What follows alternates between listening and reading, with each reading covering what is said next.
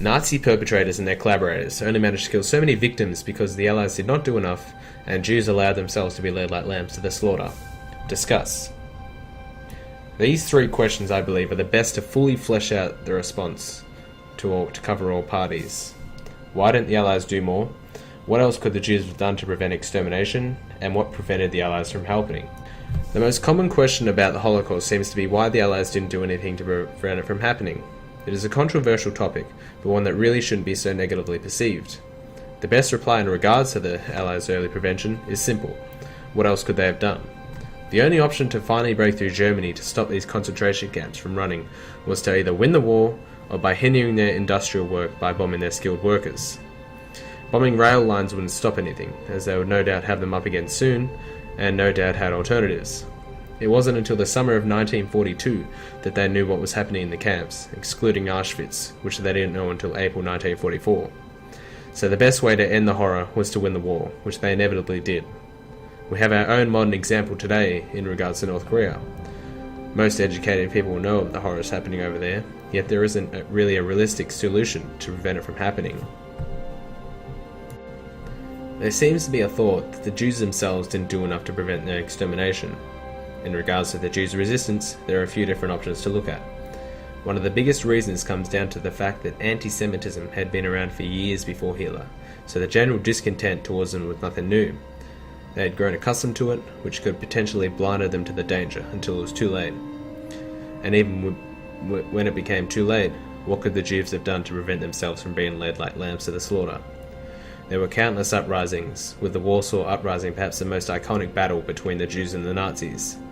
But how do you stop an enemy that is so ruthless, so powerful, when all you might have is a bottle in your hand and your skin sticks to your bones? The only redeeming factor the Jews had by the time they were put in camps or ghettos was to choose their own death. The most common was either suicide or to fight back. Resistance was often futile, but for the proud Jew it gave them one last motivating factor to hold on to their last breath. As Hitler spewed his beliefs, there was never any hope for the Jews. No, there is only one holiest human rights, and this right at the same time the holiest obligation, to wit, to see that the blood is preserved pure, and by preserving the best humanity, create the possibility of a nobler development of these beings. One reason towards a so perceived lack of intervention from the Allies could be the way they seemingly handed everything back to Hitler. The Versailles Peace Treaty essentially crippled a proud nation and enraged powerful characters like Hitler, and is often argued as the fuel for World War II. So once Hitler began his power ascension, he obviously wanted certain pieces of the treaty removed. Piece by piece, the Allies relinquished any power they might have had over Hitler, with the hope that it would prevent any further wars. It is perhaps understandable, given the recent World War, that they were going to do anything they could to prevent another one. They underestimated Hitler, and it cost everyone dearly. As Rubinstein stated, no scheme which could possibly or realistically have rescued any of the Jews of Nazi-occupied Europe was actually proposed by anyone or by any group in the democracies during the war. When the Nazi machine was in full flight, there was no practical way to take it apart. The only way to take it down was to destroy it. No one could have predicted what horrors were coming until it was too late. When looking back on the Holocaust, there are a few different approaches which might have prevented Hitler from getting so much power, and in turn would have prevented millions of deaths. They could have lessened the impact of the Versailles Peace Treaty, but at the risk of Germany even rising sooner. Or Germany might never even begin another war. However, it is only what-ifs. Everyone underestimated how influential and manipulative Hitler really was. And once he began to grow power and take control of Germany, there didn't seem to be much in the way to stop him. Not even the Jews would have been able to foresee the danger which loomed ahead until they were getting killed in their thousands.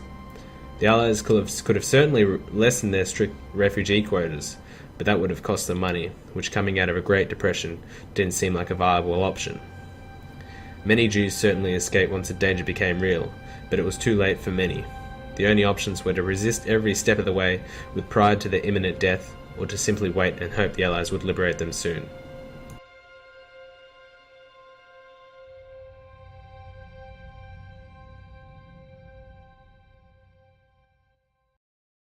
Created using Powtoon.